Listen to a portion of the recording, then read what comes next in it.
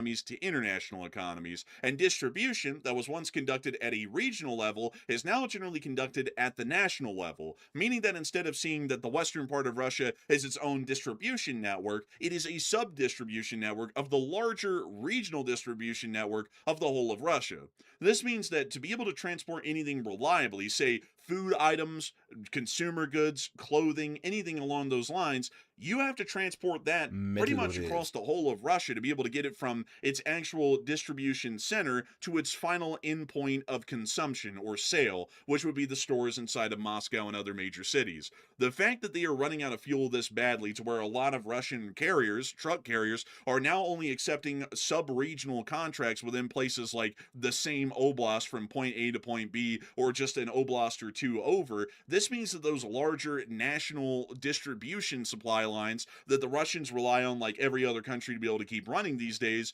are rapidly dissipating. And with that, that means that these smaller sub-regions of distribution, like the Moscow area, are living off of the little bit of supplies that they have on demand, which are inside of small distribution warehouses around Moscow and are able to react immediately to consumer demands, meaning that if there's any sort of panic buying or rapid purchasing of a certain good, they have enough of it nearby on demand immediately that they can immediately put that in the store. And in most parts of the world, those sorts of stocks only last for a couple of weeks, at the longest maybe a month before they completely run out. Which means that right now, Russia, if in the current state continues this way as their supply lines,